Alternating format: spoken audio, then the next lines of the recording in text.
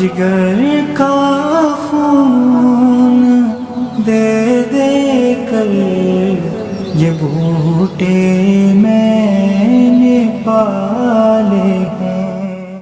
محترم ناظرین، السلام علیکم ورحمۃ اللہ وبرکاتہ۔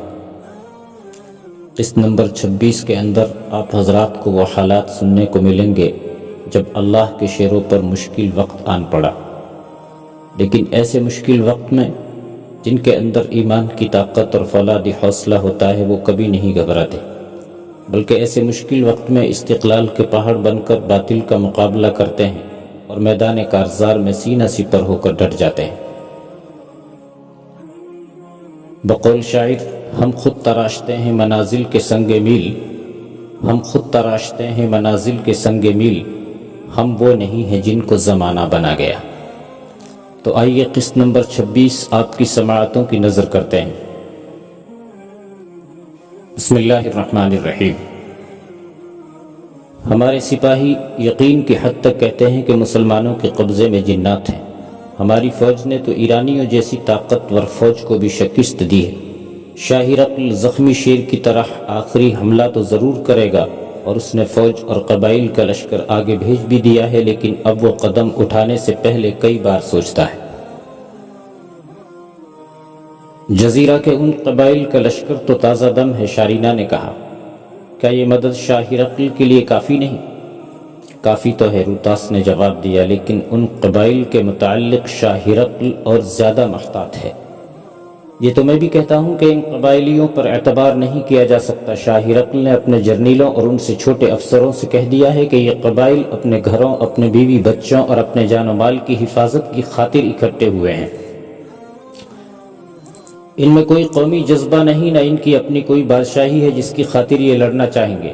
ان قبائل کے سرداروں نے صاف کہا ہے کہ مسلمان ان کے گھر تباہ کر دیں گے اور ان کی لڑکیوں کو اٹھا کر لے جائیں گے۔ یہ لوگ صرف تحفظ چاہتے ہیں، جو اگر انہیں مسلمانوں کی طرف سے مل گیا تو رومیوں کے خلاف ہو جائیں گے۔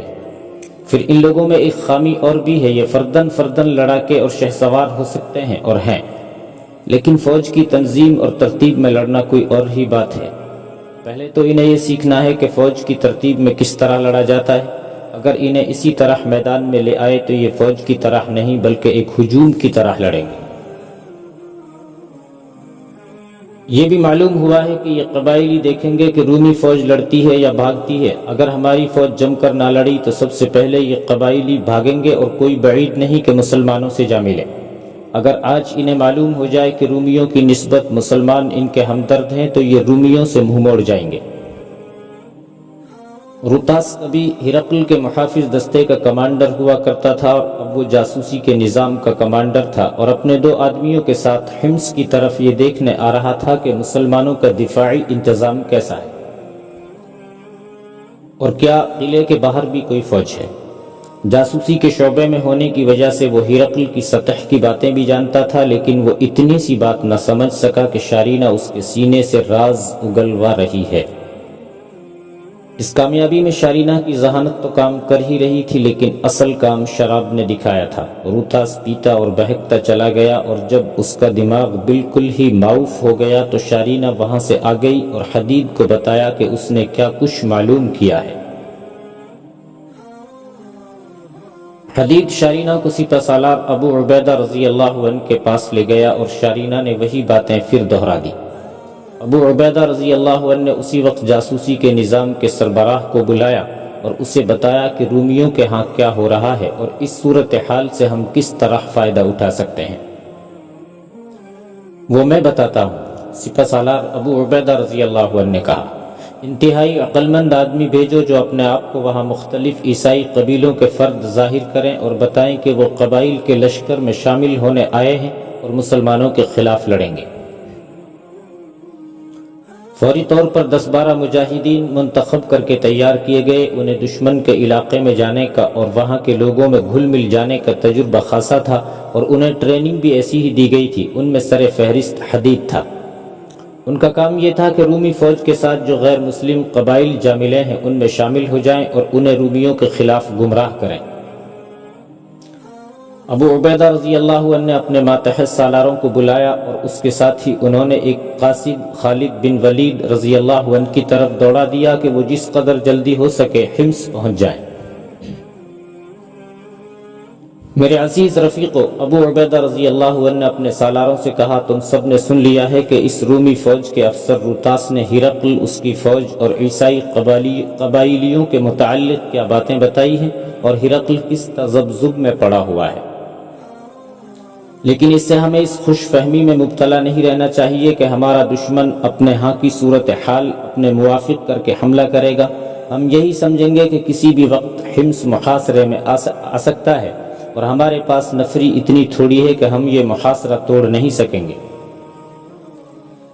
میں نے قبائلیوں میں شامل ہونے کے لیے بڑے ذہین اور اپنے کام میں ماہر مجاہدین کو روانہ کر دیا ہے۔ مدینہ کو بھیجے ہوئے قاصد آدھا راستہ طے کر چکے ہوں گے۔ اپنی دفاعی تیاریاں مکمل رکھو اور خود بھی دعا کرو، اور مجاہدین سے کہو وہ بھی اللہ کے حضور دعا کرتے رہیں کہ کمک جلدی پہنچ جائے، اور اگر نہ پہنچ سکے تو اللہ ہماری مدد کرے۔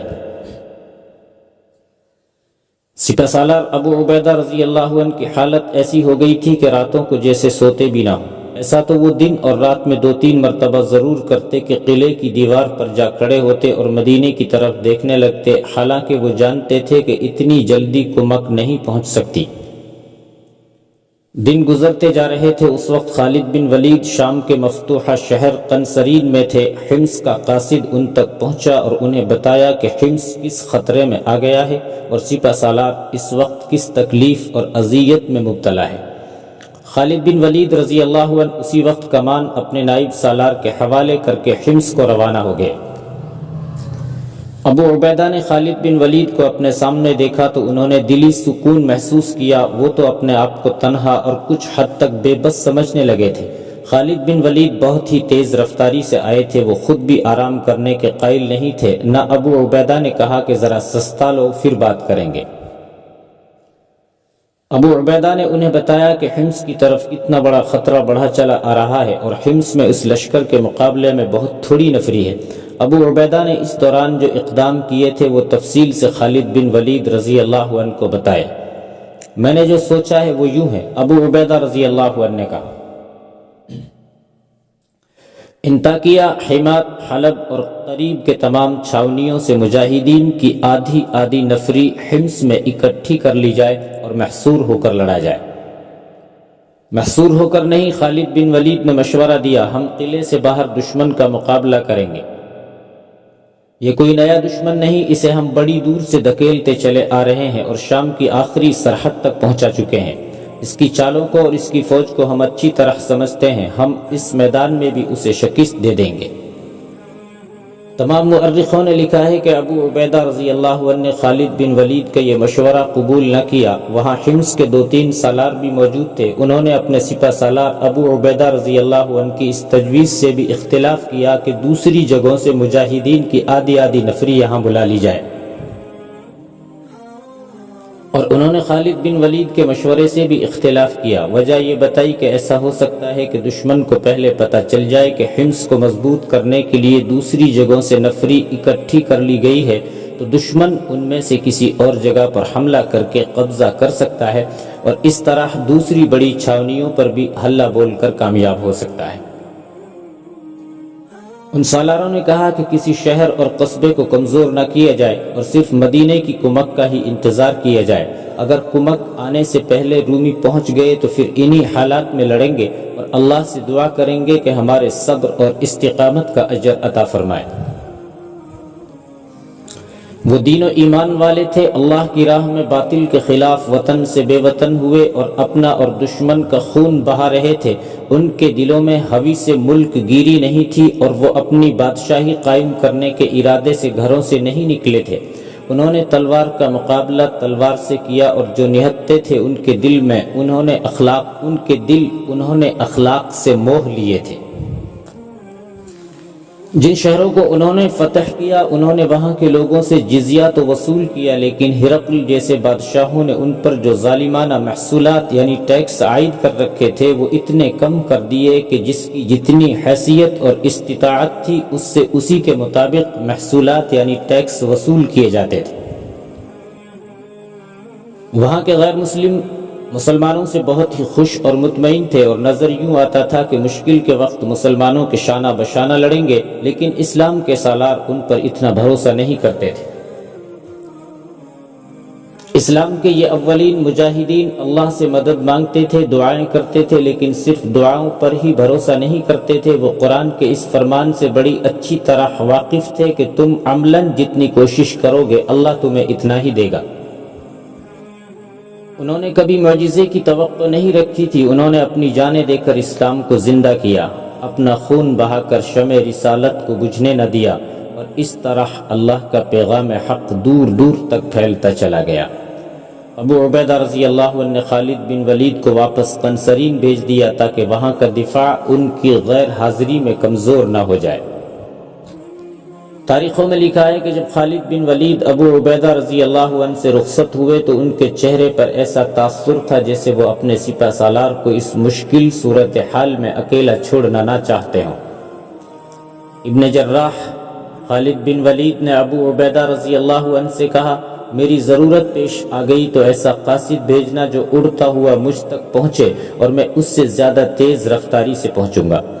خالد بن ولید ابو عبیدہ رضی اللہ عنہ سے گلے ملے، گھوڑے پر سوار ہوئے اور اللہ حافظ کہہ کر روانہ ہو گئے۔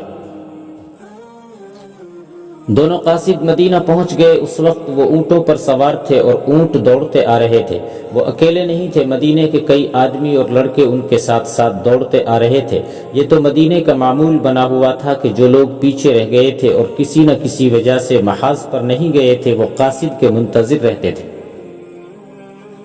بعض تو شہر سے کچھ آگے چلے جاتے اور جب کوئی قاصد آتا تو اس کے ساتھ ساتھ دوڑ پڑتے اور پوچھتے تھے کہ کیا خبر لائے ہو۔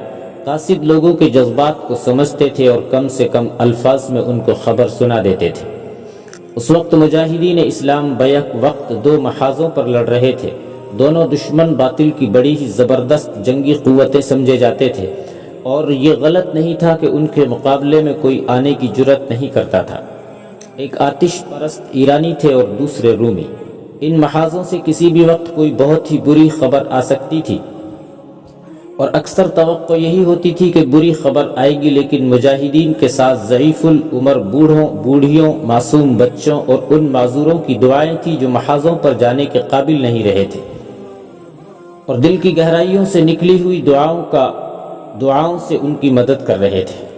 مدینے کی گلیوں میں شور بپا ہو گیا، قاصد آئے ہیں، دو قاصد آئے ہیں۔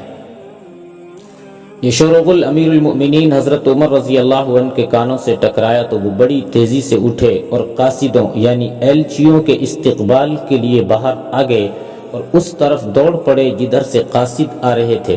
قاصدوں نے ان کے قریب آ کر اونٹ روکے اور اونٹوں کو بٹھا کر اترنے کی بجائے اونٹوں سے کود آئے۔ اچھی خبر لائے ہو؟ عمر رضی اللہ عنہ نے پوچھا، اور اس کے ساتھ ہی اپنے گھر کی طرف چل پڑے۔